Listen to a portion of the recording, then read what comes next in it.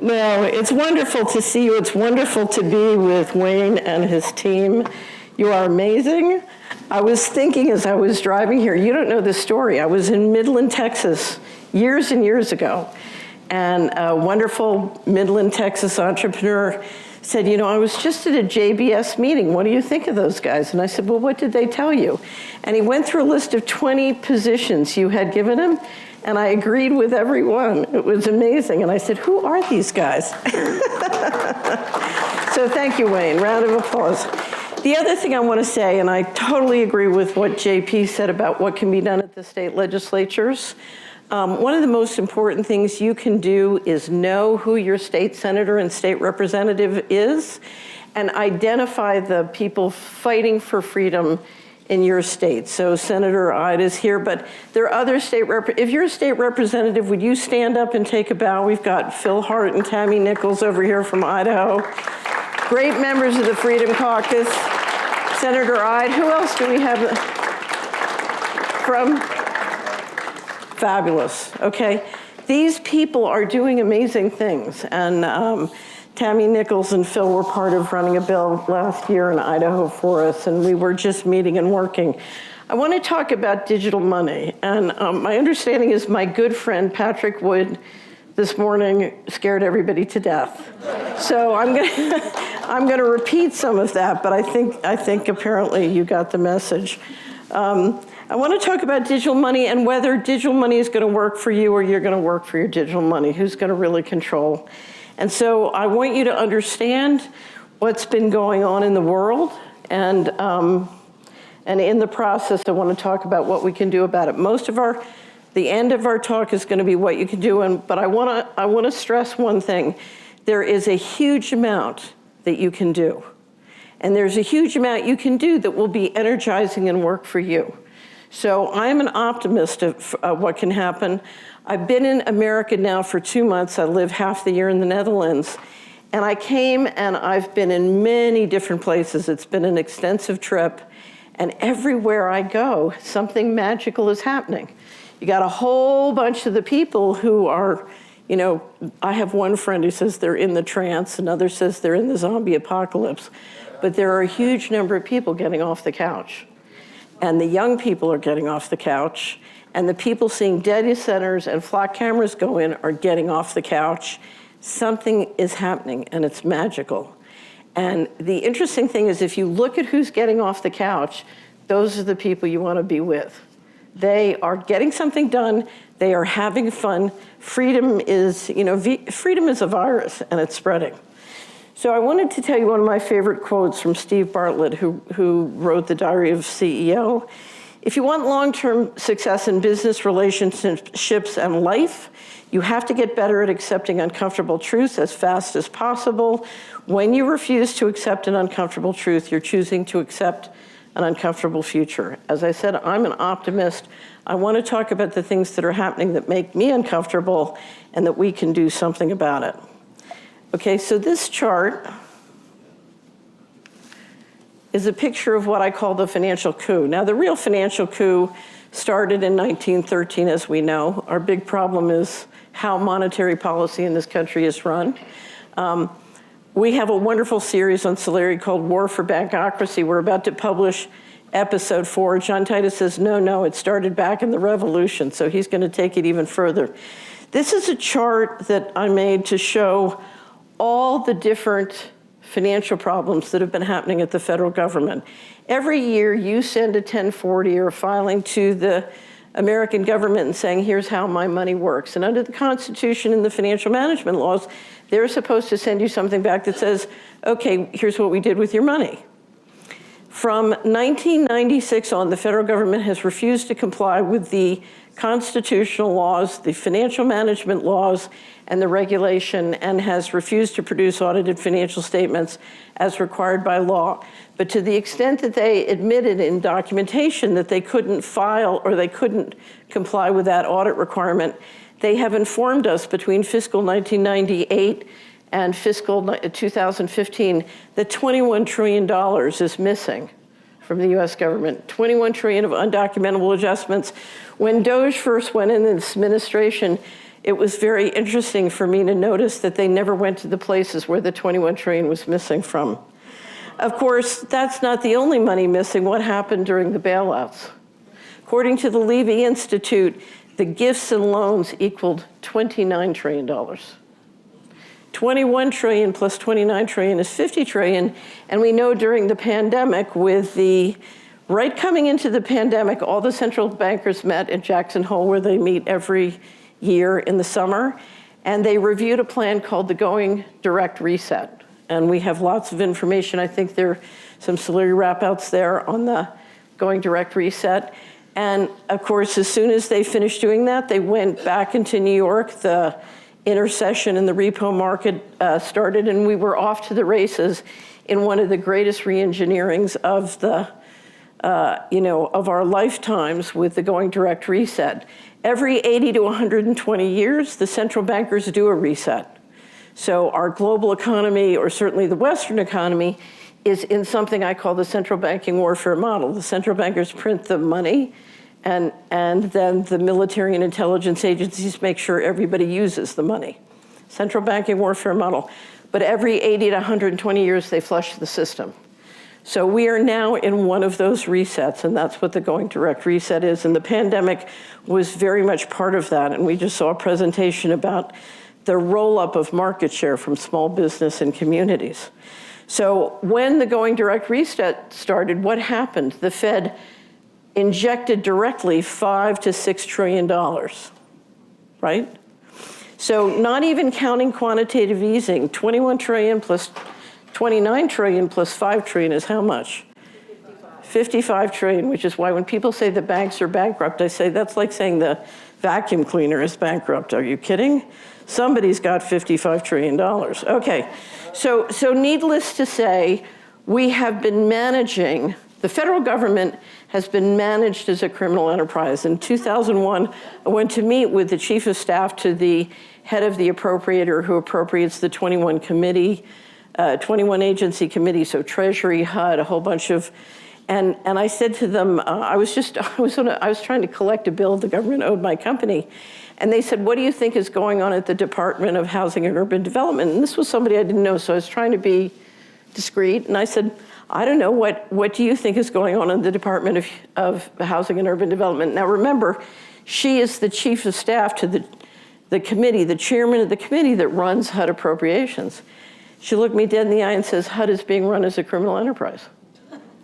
Now what I will tell you is, you can't run HUD as a criminal enterprise unless the Department of Treasury, the New York Fed member banks, and the Department of Justice together run it as a criminal enterprise. And it is being run as a criminal enterprise, that I can assure you, and I have millions of documents on my website to tell you that. Okay, so what happened, I was approached by a wonderful scholar from Michigan State University when he heard me talking about the 21 trillion missing. At that point, I only knew about 12 trillion. And he suggested that he and his students do a survey of the federal finances to see really what the total number was, because I'd never looked at all the financial statements for the two agencies that were missing the money. So he did a survey. We published a study in 2017. It turned out there was 21 trillion missing.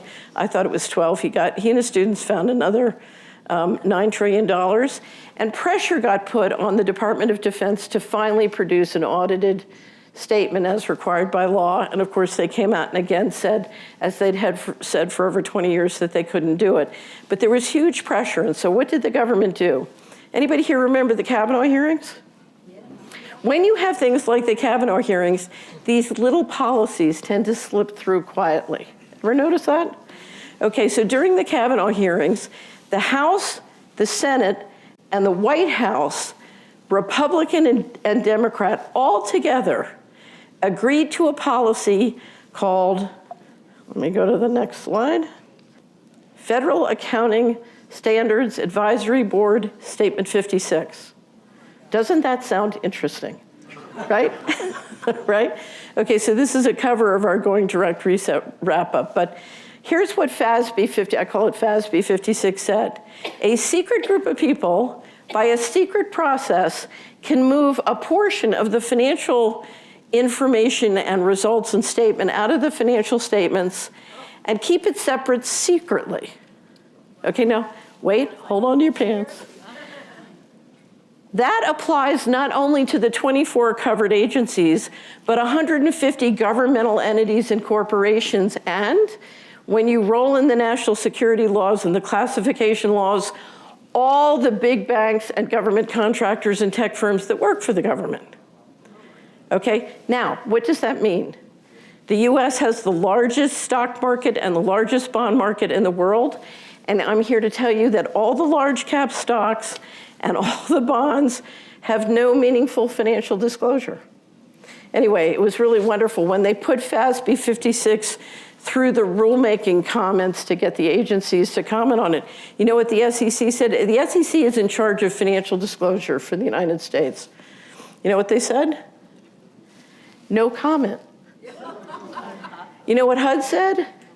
This is great, we really need this. Why does a domestic housing agency need secret books? Okay, so I no longer look at the financial statements because I have no idea what they mean, right? Okay, so let me talk about the heart of the problem. The heart of the problem, in addition to our monetary system. So let me see if this will run. This is called the red button story. The red button. You never want to have an epiphany in the middle of a speech, but I did. In the summer of 2000, I was speaking to a wonderful group of people called Spiritual Frontiers Foundation International. And they have a conference once a year to talk about how they can help evolve our society spiritually. So they're very dedicated, wonderful people. A friend of mine had asked me to give a speech called How the Money Works on Organized Crime. And in the middle of the speech, I was describing the fact that a reporter who I was doing research for had been told by the Department of Justice that the US economy and financial system launders $500 billion to $1 trillion a year of all dirty money. So I said to this wonderful group of spiritually evolved people, what would happen if we stopped laundering $500 billion to $1 trillion a year of all dirty money? So we had a little interaction, and they said, well, you know, the stock market would go down because that money would leave and go to Hong Kong or Singapore or Zurich, and we'd have trouble financing the government deficit because we would offend the people who control that money and the accumulated capital for many years thereon. And so our government checks might stop or our taxes might go up. So I said, okay, well, let's pretend there's a big red button up here on the lectern. And if you push that button, you can stop all hard narcotics trafficking in your community, your state, your country tomorrow, thus offending the people who control $500 billion to $1 trillion of annual dirty money. And so I said, who here will push the button? And out of 100 people, only one would push the button.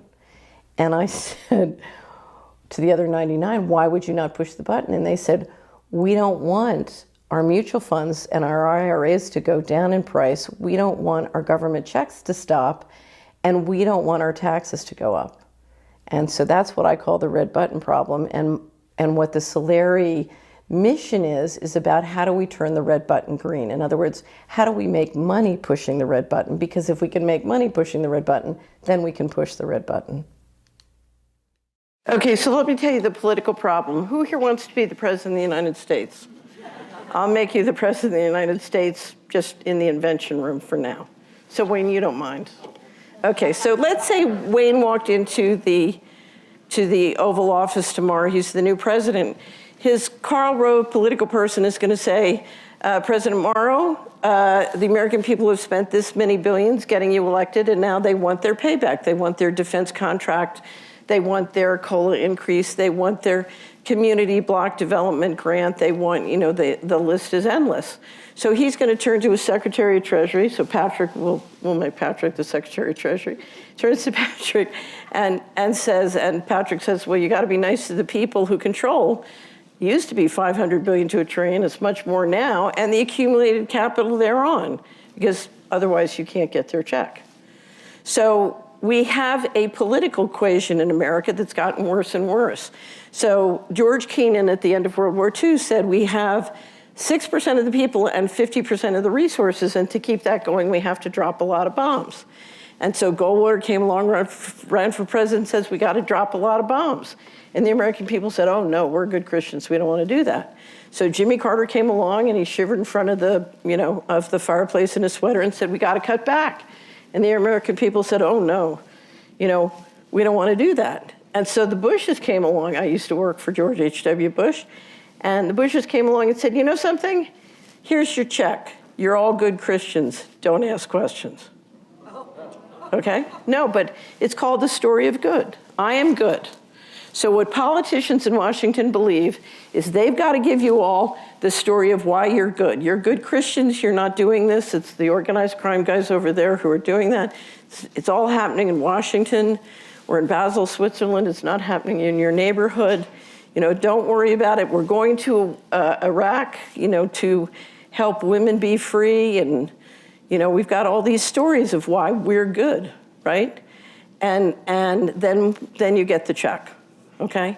And the problem is they can't keep delivering the check. And the story of I am good is so ridiculous that we're all fed up with it.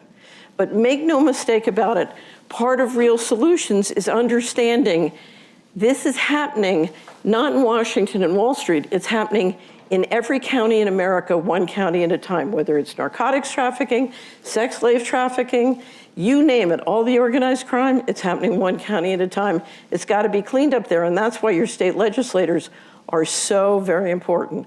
One of the things that makes it go is neurowarfare. We have a lot in Solari on mind control and neurowarfare and a series on what I call cognitive liberty. But if you look at the combination of disinformation, propaganda, and how they're using entrainment technology, on the phone, on the screen, I dealt with this a lot. I was an investment advisor.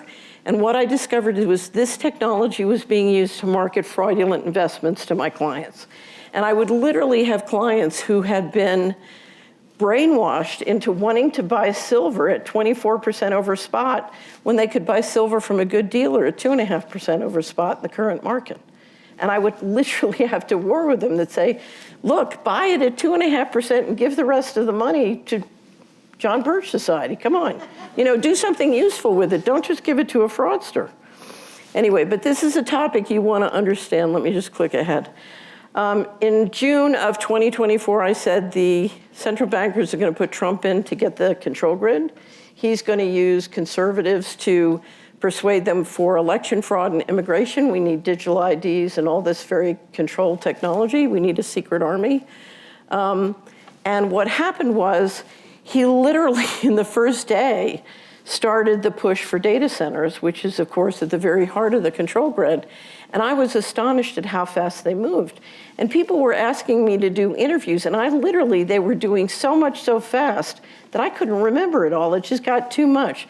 So we started making a list, and that list turned into what is a collection at Solari, the fast approaching digital control grid.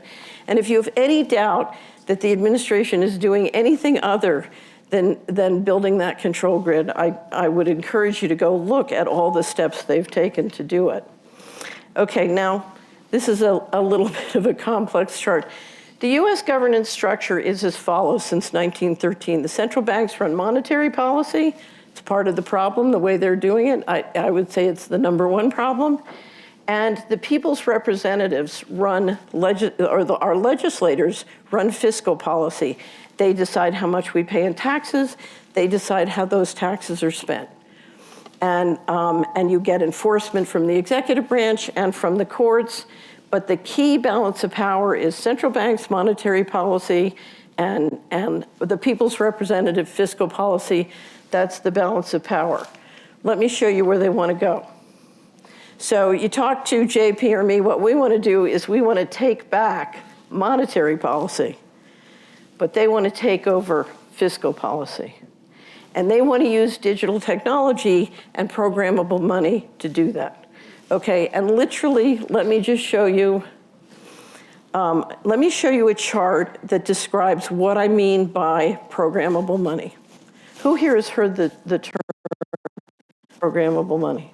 Okay. So currently, if you and I do a transaction with cash, that's what I call a two-lock system. So I can say no, you can say no. We can both lock and reject or accept the transaction. We have, two people have a say, that's a two-lock system. What we've seen grown up, it started with the Bank Secrecy Act and more anti-money laundering laws and more sanctions, is a system where government is saying, wait a minute, some transactions can't happen. So the Canadian truckers can't use their banking system, and the people supporting them can't use their banking system. In fact, we even know people who are just family of people supporting them who got frozen off their system. That is what I call a manual third lock. Government is asserting, wait, it's not just the two of you transaction. We, the government of the central bankers, have a third lock and we can intercede, but it's manual. Right now, if in the United States the government wanted to do what they're doing in, what they did in Canada, they would have to negotiate and work with thousands of different banks and credit unions. It would be very bulky, it would be very cumbersome. It's a very human-intensive system, banking compliance. What they want is a third lock, an automated third lock. What that means is they, using software and code, add to the financial system the ability automatically from central headquarters to that's integrated either into your wallet or into your currency, and this is when currency is on a distributed ledger, the ability to imply or insert huge number of complex rules that can stop your transaction or stop literally you from transacting. They can freeze your bank account. The controller nominee during the Biden administration for control of the currency had just published an article when she came up for a nomination. Luckily, she got turned down because it turned out she'd been shoplifting during graduate school and got caught, making her perfect to be Biden's controller of the currency. But she had published 3 weeks before the nomination hearing an article in the Vanderbilt Law Review saying the great thing about CBDC, which is one form of programmable money, is that if you're worried about inflation, you can just freeze people's bank accounts. Now imagine, JP, if in addition to shrinking the value of our deposits, they were freezing them to help deal with inflation. Okay, so lest you think, so some people say, look, they would never do that, or it's really not that bad. So lest you think that I am exaggerating, I want to show you a 59-second video of Augustine Carson's, at the time in 2020 when he said this, the general manager of the Bank of International Settlements in Basel, Switzerland, which is the central bank of central banks, the 63 top Western central banks and top central banks in the world, like the Japanese central bank, belong to the BIS and coordinate through the BIS. So here is the head of the BIS in October 2020 explaining why he loves programmable money. Our analysis on CBDC, in particular for the use of general use, we tend to establish the equivalence with cash, and there is a huge difference there. For example, in cash, we don't know, for example, who's using a $100 bill today. We don't know who is using a 1,000 peso bill today. A key difference with the CBDC is that central bank will have absolute control on the rules and regulations that will determine the use of that expression of central bank liability. And also we will have the technology to enforce that. Those two issues are extremely important, and that makes a huge difference with respect to what cash is. So let me tell you what he just said. He just said, first of all, it's not your money, it's their money. And they can make the rules of how you can use that money, and they can enforce those rules centrally, okay? Literally. So they're serious. CBDC is programmable money issued directly by the central bank. In the United States, we're planning on doing one of those wonderful public-private partnerships. And I think the primary issues will end up being the banks that own the central bank. So meet the new boss, same as the old boss. Okay, I want you to know, I want you to get a feeling for what it is like to live in a world with programmable money that can be controlled centrally with an automatic third lock. When Britain was negotiating a digital ID called the Brit card, somebody made this video, and I think it does a very good job of giving the feeling. This is a restricted access for Brit card holders only. I don't have a smartphone. I didn't register for the Brit card. I'm sorry. Stop right there. You do not have a Brit card. You are under arrest. You don't have a Brit card, then I'm afraid we can't offer you treatment. Another large wine, please. Sorry, hun, your Brit card says you've exceeded your alcohol quota for this week. You what? You don't have a Brit card? Then I'm afraid you're fired. I'm afraid your Brit card says you have exceeded your carbon footprint for this month and you will not be permitted to purchase any more fuel. I'm sorry, sir. According to your Brit card, you've reached your flight quota and surpassed the government's emissions target. I can't let you on this flight. It looks like you're trying to check out logic, but I'm afraid that book has been withdrawn. I'm just trying to get home. So I don't know if you've seen any of these videos about the killer switch in your car. You're running from somebody who's trying to stab you or rob you. You get into the car and the car won't work because it says you're too emotionally impaired. Okay, this is a map from the BIS. They've been building innovation hubs and partnerships all around the world for the last 5 years, working with everybody around the world to implement digital IDs, programmable money, and the whole control grid. When the G20 met in New Delhi in 2024, everybody was on board. The Russians, the Chinese, the Indians, everyone. You know, a lot of people think somehow the BRICS are going to bring us relief. I don't think so.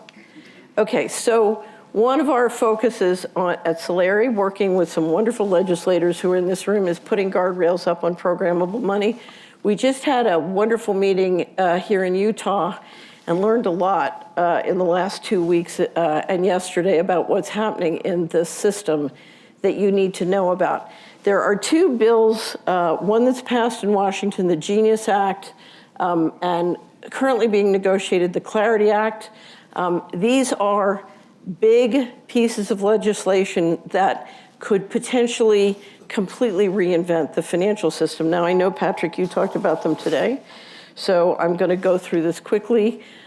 We have a wonderful piece at the Solari Report on the financial ramifications of the Genius Act. We have monthly briefings that we do for legislators. We have a briefing that we did on stablecoins and sort of what the economic implications are. Now, what is a stablecoin? As envisioned under the Genius Act, a stablecoin is a crypto on a distributed ledger which is collateralized by a treasury bill or high-quality deposit. But essentially, it is a way of marketing treasury bills all around the world.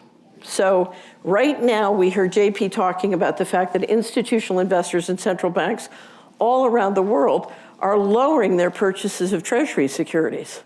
And so now what we're going to do is we're going to use the mobile payment systems to basically take a crypto that's a tiny little treasury bill, imagine $1 of treasury bill, and market it to retail. So institution is receding, but we're hoping to get retail all around the world into the dollar using these stable coins and into the treasury market. So let me tell you, this is 3 developers in 2023 talking about the plan for stablecoins. Speaking of stablecoins and the ability to use them for payments, what's your take there? Yeah, look, I think if you go, there's 8 billion people on the planet. If you could go to each of those 8 billion people and ask them, you know, hey, you can denominate your wealth in any asset, gold, Apple stock, S&P 500, euros, you know, yen, whatever you want. My suspicion is if you went and asked everyone in the world and they could answer the question without fear of political persecution, I suspect 5 to 7 billion of them would say US dollars. And so it's like probably like the single largest like arbitrage ever in human history is to just get those people what they want. If you think that's what they want, then give it to them. And crypto rails are going to be the mechanism by which you do so. And so I think there's a massive opportunity to get stable coins in the hands of billions of people. Anybody remember when the wall came down in Berlin? Yeah. Okay. And I was in Washington. I was going in and out of the agencies in the White House, and everybody was saying, oh, we have to have lots of meetings and treaties and big conversations about how we're going to unify East Germany, West Germany. And what happened? Hermann Kohl, the chancellor, very clever, just offered a really sweet premium to the East Germans to come into the Deutschmark. Everybody moved over to the Deutschmark, and the country was unified overnight through the currency. Okay? So we all know what it means when one company tenders for the stock of another company in the open market.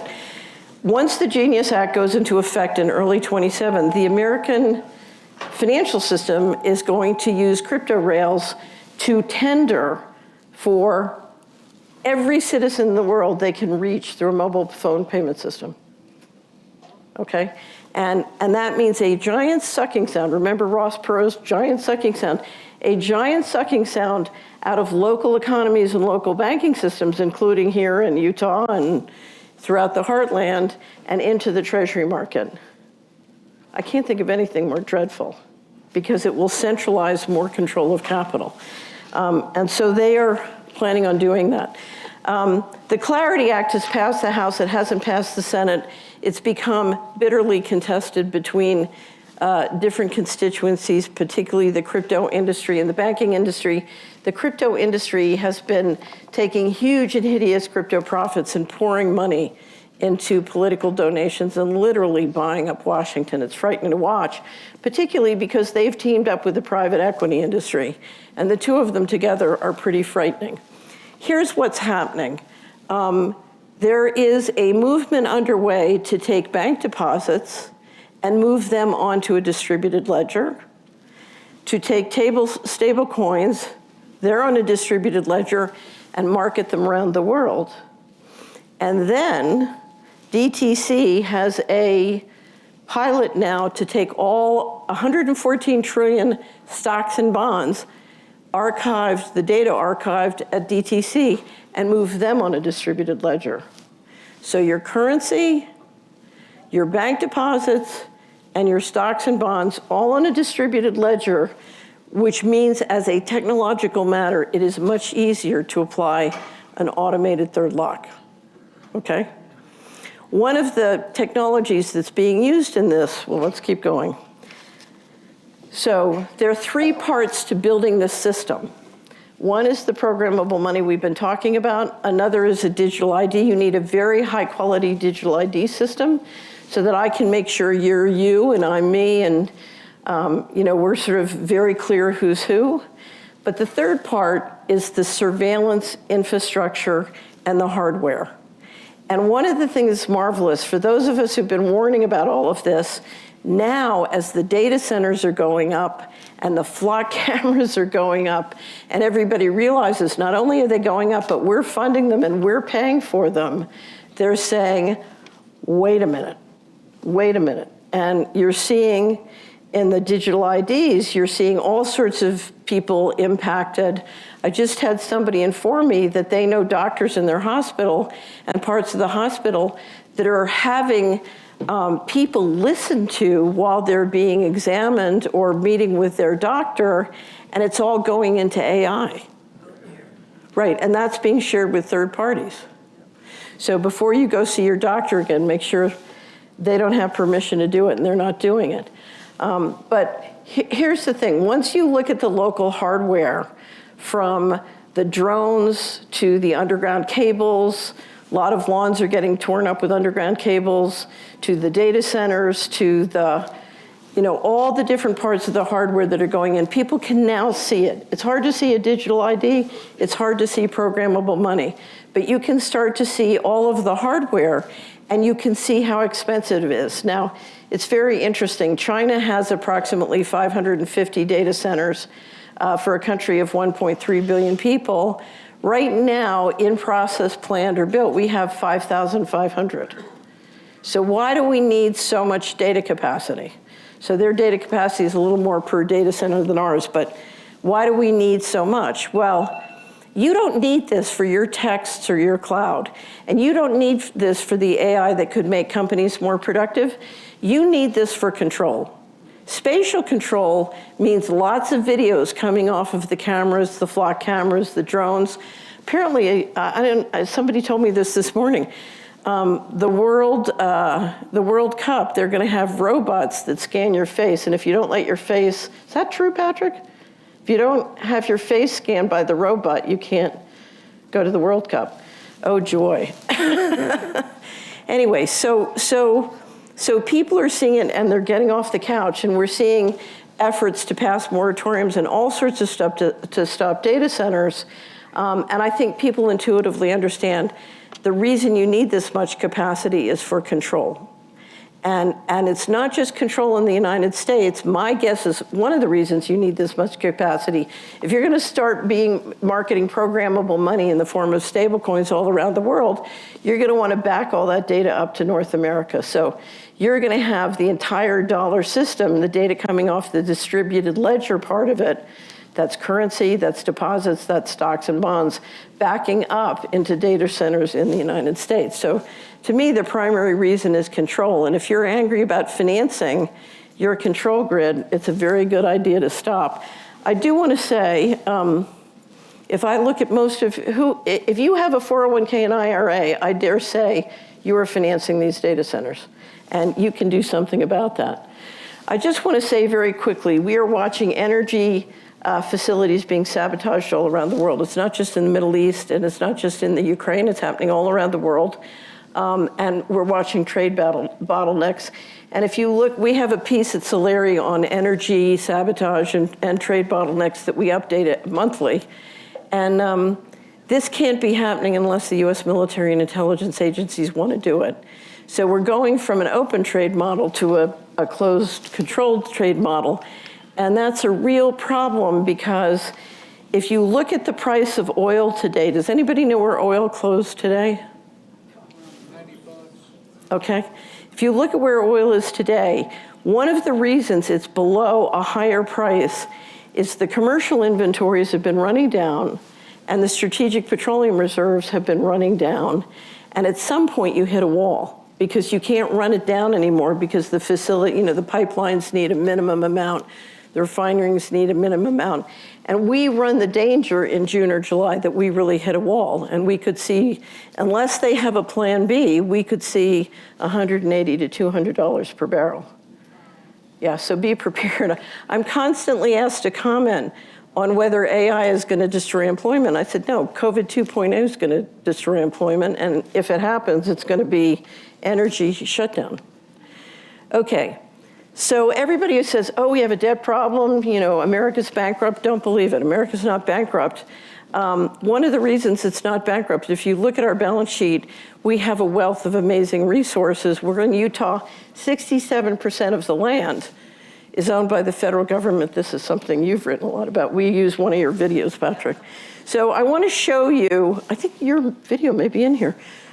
I want to show you, Howard Lutnick is the Secretary of Commerce during the campaign. Here's what he said about the American balance sheet. I flew down to Brownsville, Texas, right? And I met with Elon. And we spent 2 hours together. And I told him we were going to create the department Doge, right? And he did exactly that. He started laughing and he was happy. He goes, no, seriously. And I said, no, it's going to be called Doge, the Department of Government Efficiency, but we're definitely calling it Doge for you. And he was just so lit, happy. He just thought it was funny. And that's what you're supposed to do. Yeah. If you have the greatest capitalist in America and you can make him happy, that's pretty good. What is the balance sheet of the United States of America? What's everything we own and everything we have? I think it's worth $500 trillion. So then you say, okay, Howard, can you make 0.25% on it? Right now, if all of your assets are a giant mountain of, palladium and gold and you can't move it and you have to just look at it and go, oh, that's so pretty. That's not going to help us. But we have land and we have minerals. So if we have 500 trillion and we can make 0.25%, If you give us a $500 trillion asset, can you make $1 trillion off of it? All right. Hopefully. I'm going to rename that famous department we just called it. We called it the Department of the Interior. Let's give it the real name. The Department of all the land and mineral rights of the United States of America. But the value, the asset value of the United States of America, $500 trillion, the addressable market. Can Elon Musk and I come up with 0.25%, $1.25 trillion of revenues? And the answer is. So we have a big wrap-up we published last year called Plunder, because one of the things that's happening is your state legislators are standing between you and the Plunder team, and the Plunder team is on the move. And if we do get a COVID 2.0, that's going to be great for them. There's nothing like a radical drop in assets to make buying cheap work. Okay, now, there are many, many things you can do, and we have a wealth of information on the Solari Report and things you can do. The most important thing you need to know about what you can do is you need to do something that you're comfortable with and gives you energy. Okay, because that's what you can do on an enduring basis. So I once had an activist in Arizona who called me and she said, she was a subscriber, and she said, you know, I need to go public. I've been fighting 5G and I need to go public, but I'm a very private person and I'm just not comfortable. And I don't know what to do. And I said, well, do me a favor, she was a Christian, and I said, get a copy of the movie War Room. And if you're inspired, start a prayer closet and just fight this through prayer. It's spiritual warfare. I mean, this is the divine versus the demonic. So just fight them through prayer. And so she seemed a little skeptical, and I apologize, I'm gonna use this word again, and I apologize to Tammy and Phil, because I told the story, I think, yesterday. She called me back, I got a voicemail, and then she sent me an email. And I couldn't believe it, because she was a very sort of careful person. I would never have thought she would have used this word, but she said, oh my God, this shit works. So, but that is my experience. And some people are spiritual warriors, and you know, prayer, I never underestimate the power of prayer, because at the root, this is a spiritual battle. Transparency, you know, every time, I used to live in New York, every time you come to the kitchen, you turn on the light, the roaches run, you know, they scatter. And I've seen transparency stop amazing things and start really productive fights, because the bad guys fight with each other when they realize they stole $21 trillion and they only got a $100,000 bonus. Use cash. Anything we can do to preserve non-digital life, the right to have a non-digital life. I think Utah passed a bill protecting the right to have a non-digital life, but keep analog systems alive. A really successful financial system has a balance between analog and digital. We want both to be great. There are many things we can do to make our digital systems work better, like putting guardrails on programmable money, but you have to keep analog alive. And there is a movement all over the world to keep analog alive. The Scandinavian central banks were instrumental in sort of killing cash. And after the floods in Tennessee and East Tennessee and Western North Carolina and many other disasters around the world, they literally came out and said, you know, it's a mistake. We can't count on electricity to always be there. And if we don't have cash, we're toast. You know, and you're seeing that all over the world, including because it's very helpful in dealing with inflation to use cash. You know, we tend to spend less, and $100 after 1,000 transactions is still $100, where, you know, if we're using credit cards, it's all gone, it leaves the community and the tax base.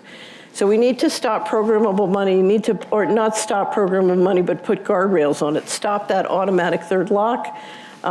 We do not need digital IDs. That's a whole nother topic.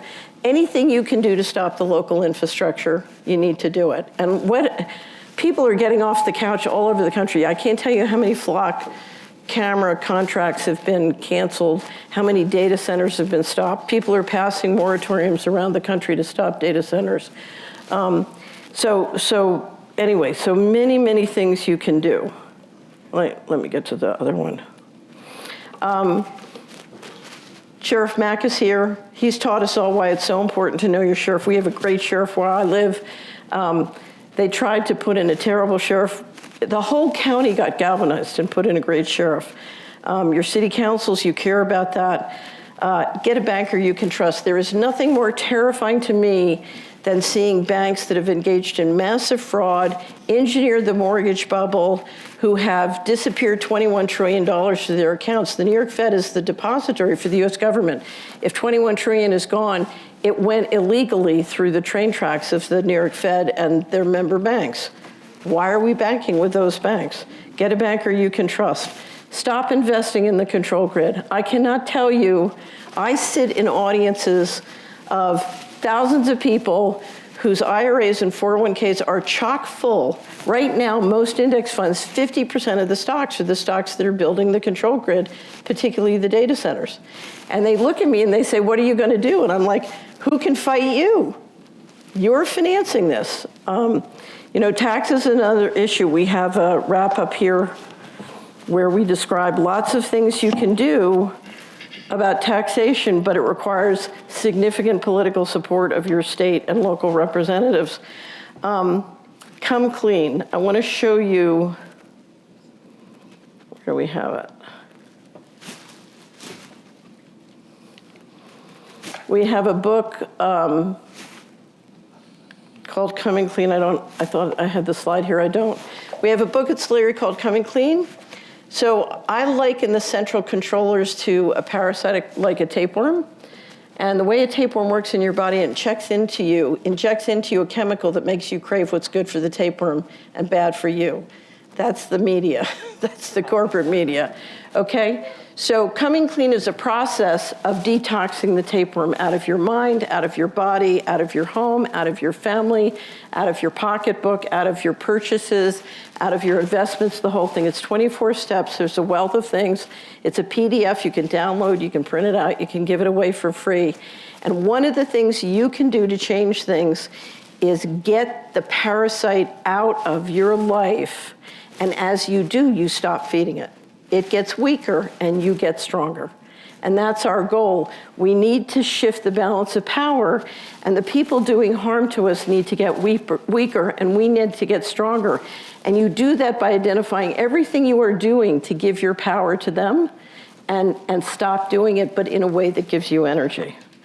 Okay, so one of the things I want to focus on, one of my favorite quotes is, the currency of the future will be relationships of trust. The way we build new organizations, the way we build new sources of food, the way we build new sources of health, the way we build what we need to survive is through relationships. And the currency that will be most important is trust, person to person. So all the change starts with people you trust. We just did a great new wrap-up at Solari called Mr. Global in Your Street. If I was going to write a book about the last 40 years in America, it would be called How the Local Boys Got Rolled. And Mr. Global in Your Street is beginning to talk about how do the business people, the small banks, the businesses, the enterprises in a community get together and start to reverse that? How do we start to get our power back together and back this up? And one of the most important things is when we do this, who's going to do it? Who's going to be our army? We have a course at Solari called the Young Builders Course. It's for young people 18 to 28. And one of the things I hear a lot is the young people are hopeless. They're all in their phone. They don't care. It's not true. What we're seeing at Solari all across the country and all around the world, throughout Europe too, is you have a percentage of the young people who are off the couch. They understand what's happening. They're so smart. They've used this technology to make themselves smarter. They've been very careful about what they eat and how they live. They're healthy, they're strong, and they are ready to build forward in a very positive way. And I call it bridge capital, when the older generations get together with the younger generations, and our capital and experience team up to support them in building forward. And amazing things are happening. One of the things that upset me the most when I started Solari was I was seeing great leaders all across the country. They were mayors, they were state legislators, they were business people, they were entrepreneurs. Nobody was supporting them. They were supporting the people they got through the corporate media, the people that were presented to them as the heroes instead of the people really fighting for them, okay? And so some idiot who would get on and N would get attention, whereas Wayne wasn't getting the attention that he deserved because he's really fighting for us. So one of the things we did at Solari is we have a Hero of the Week and we have a Hero of the Year at Solari. In 2024, Congressman Thomas Massey was Hero of the Year because this is a man, if you look at conservative voting records, he has the best conservative, when you say Wayne, he has the best conservative voting record. Everything you can do, one of the best things you can do, because we need great leadership, and there are great leaders out there, they're sprinkled all over the country. Find the Tammy Nichols and Phil Hart in your state. Find the Thomas Massey, find the leaders in business, find the leaders in education, find the people who are really fighting for freedom in these walks of life, and just say, what can I do to support you? Because I tell you, if I look at in most audiences, your 401k and IRA, and I go through your money and where your donations are going, you're supporting the guys who are killing us. And if you look at how much money you're putting into the campaigns and the businesses of the guys who are trying to protect us, it's out of balance, and you've got to shift that balance. Okay, we have a great manual at Solari, How to Stop the Coup. We sat down with a team of people and spent 2 years with state legislators and figured out everything a state legislator could do to protect financial freedom. There's enormous numbers of things, and they are doing it. And JP described some of them to you. We have a website for financial transaction freedom. You can link to it from Solari. We have monthly briefings for legislators. We have a newsletter. And we're constantly trying to network with the people who are stopping all aspects of the control grid. Financial freedom is part of it, but so is health freedom, so is food freedom, so is stopping the data centers, et cetera. And so if you're interested, you can plug into that. We have model legislation. You can plug into that, one to support cash, the other to put guardrails up on programmable money. We're just about to redo that because it turns out the speed at which the banks are going to move deposits onto the distributed ledger and the speed at which the exchanges are going to move the stocks and bonds onto the distributed ledger even surprised me. As I said, we have a wonderful book called Coming Clean. A lot of people are printing it out and going through it together and picking out. It's a buffet of things you can do. And again, you should only do what gives you energy. But go through this and start to say, how can I get rid of the parasite? How can I stop feeding the parasite? How can I do it in a way that gives me energy? Finally, I have two companies. One is Solari Report. The other is an investment screen company. We screen publicly traded stocks. And I'm just going to tell you, I think building wealth comes from building enterprises. I was an investment advisor for 10 years, and all the wealth I dealt with very rare exception, came from families building great enterprises. So I love enterprises. I love gold, but I love enterprises more because enterprises are what make the economy really go. And traditionally, they build family wealth, which is why I think making sure small business has a healthy environment is so important. But I will tell you, there are hundreds and hundreds of great companies across this country and around the world that aren't doing any of this. So there is no reason if you want to be in the stock market, there is no reason you have to invest in the demonic. There is plenty of great stuff going on doing the work of the world. So, there's lots of opportunity.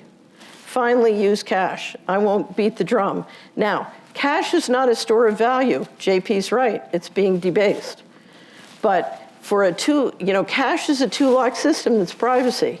So for transactions, I love cash, and we need to preserve analog. You want to use checks? I would love to see gold and silver used on an analog basis in communities. That would be great. Okay, so questions and answers. Before I close, I just want to say again, because people hear many of the presentations that you hear today, and they say, oh my God, it's hopeless.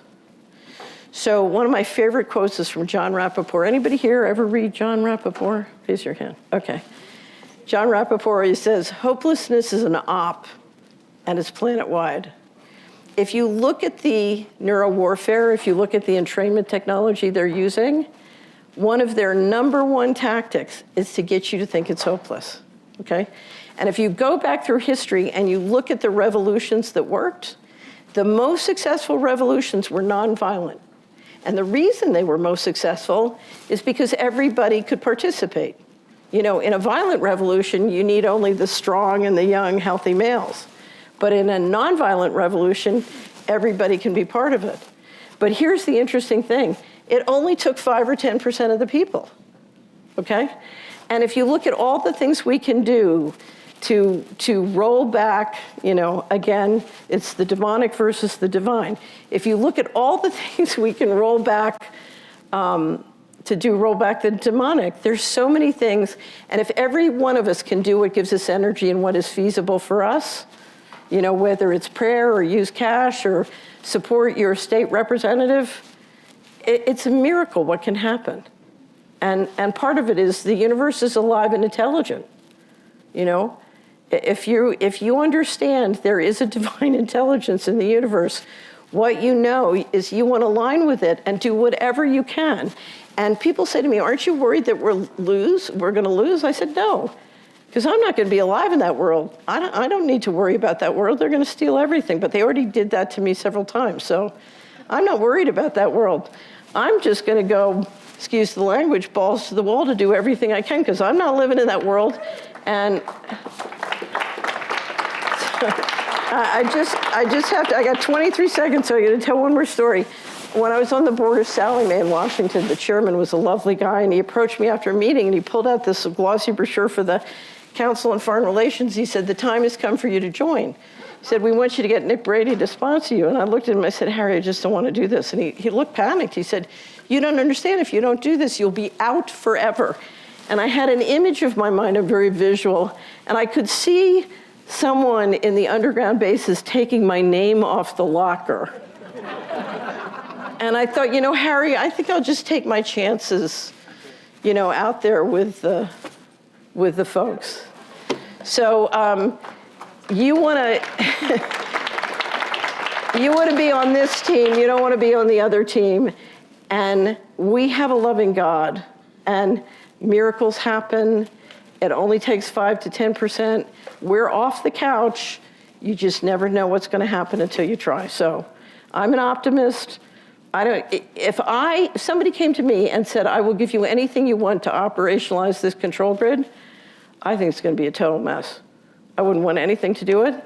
And I think they're going to end up killing each other. So I'm on the right team. I think we're going to win. We just have to go through quite some times. And we have each other. And that's a good thing. So ladies and gentlemen, thank you very much. Thank you, JBS, for having me.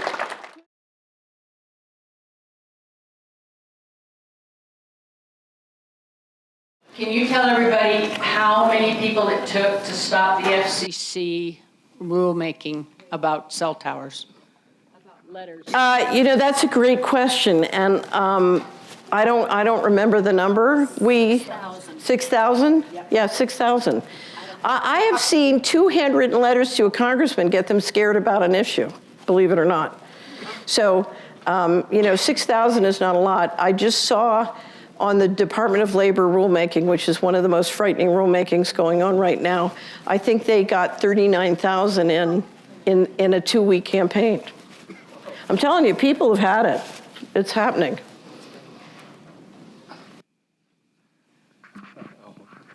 Well, when I found out that Donald Trump is starting a competitor to the UN and appointed himself chairman for life and supposedly reserving the right to pick his own successor, it seems to me like this man is totally unhinged.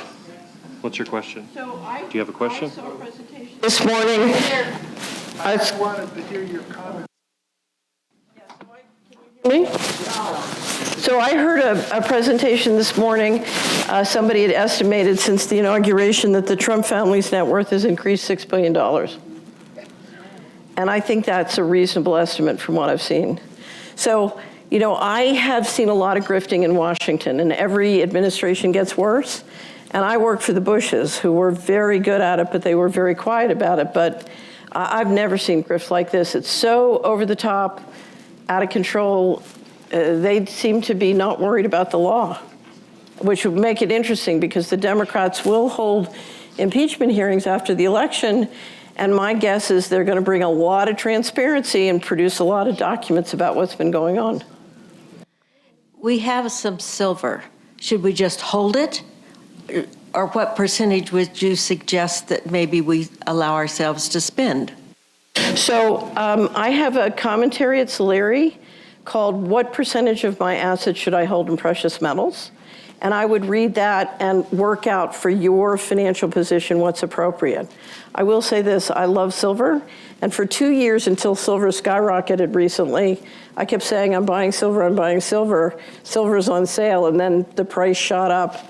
It's down from the high, but it shot up, and I said, well, I guess the sale's over. But I'm looking forward to buying again. 3 quick things. Can you contextualize the SpaceX IPO and retail and index funds, and if they're pushing it off on retail and a lack of price discovery? 2, can you comment a little bit on what you see, if anything? How does Jeffrey Epstein fit into this? And then the final thing is, people bicker about $25 here and there, and then they just and then people steal $100,000 from them. How do you communicate with people when our brains don't seem to understand scale? Thanks. Okay, those are great questions. So we have a commentary at Solari called "Was Jeffrey Epstein the Father of Programmable Money?" If you look at Jeffrey Epstein's activities, he did a lot to invest and seed all the different ventures and prototypes they needed to build the technology for programmable money and that third automated lock. That commentary points to a wonderful Substack that I would recommend to you called Escape Key Substack. And if you read all the Substacks from January 30th on, it does a very good job of showing you how Epstein was instrumental in building the kind of control grid that we're facing now. He was very instrumental in that. So that's one thing. I have it on my list to read the SpaceX prospectus. I haven't done that yet. SpaceX, which is, I have a space screen, and I assure you SpaceX will never be approved for that screen. The most important thing to me is the integrity of the governance and management in SpaceX. I assure you the current leadership will never pass that test. But SpaceX did a initial valuation of $2 trillion. After feedback from investors, they dropped it to $1.75 trillion. But my favorite one is Motley Fool, God love them, came out and said it's worth half that. Now, I think they're being a little bullish, but I think it is impossible, given the disclosure we have and given the leadership that they have, to figure out what, if anything, it's worth. And besides that, SpaceX is just a government contractor, right? So they use taxpayers' money to put up rockets. That's number one. But unfortunately, we have seen the rules change so that index funds are going to pick them much faster. SpaceX is proposing to only issue 5% of their outstanding stock. You have to have a 10% float, and that float has to be mature. It has to have a time to prove itself that there's real liquidity. And the index funds, the industry is changing it so it can go, and NASDAQ is changing it so it can go in at a 5% float right away. I mean, that's just stealing money from everybody who's got an index fund. It's outrageous. It's just outrageous. And I wouldn't, at that point, I'm not going to touch an index fund anymore. There is such a thing as a custom index fund. You can go into many firms or work with your financial advisor or planner, and you can say, I want an index fund, but I want to take the following stocks out of it, okay? So you can make a list of 30 or 50 stocks, and they can pull it out and make a custom index for you. And that's one way you can get all the bad guys out of your portfolio. It's just one of the ways you can do it. There was one other question, and I forget what it was. Oh, how do you? So one of the most important things, I had one of the top brokerage firms did a study, and he said, how can you teach your children to be good with money? And they concluded, don't teach them about money, make sure they're great at math. I need to understand that the dollar this politician just delivered to me is less than the $20 I just lost from debasement of the currency in one day, right? So you need to understand relative values, and I think what I would say is that I and the Solari team do everything we can to communicate these things. There are many other wonderful people in the media, the new media, that are communicating these things, but we all need to take the time to learn, not just about how the financial system works, but most importantly, how our local budgets and finances work that we're funding with our tax dollar. So there's a huge opportunity, going back to Mr. Globe on the street. If we will take interest in our local finances at the county, at the school board, in the special districts, there is tremendous opportunity to shift the money in very, very positive ways. Thank you for being here. I just want to know how I get plugged into your state legislators' monthly conference calls. Okay, if you look at, so you go to solari.com, and either in the menu or you go down to the bottom of the homepage, you can click over to the Financial Transaction Freedom website. It's all free, it's all public, and we announce our monthly briefings. You can sign up for the newsletter, and you can communicate by email with Elizabeth at solari.com, who's the state legislative director. And if state legislators want a particular briefing, we do one automatically every month, but if a group of state legislators want a particular briefing, we will organize and arrange it to be responsive to you. So just, if you plug into the newsletter, we'll just constantly announcing them. We record them and then publish them. And so if you can't be there, we ask that you RSVP, because we only have 500 spaces and it tends to fill up. So we ask that you make a reservation if you want to come, but if you miss it, you can get the recording and send it everywhere you want. Okay? Okay? Thank you. Thank you. Ladies and gentlemen, thank you very much.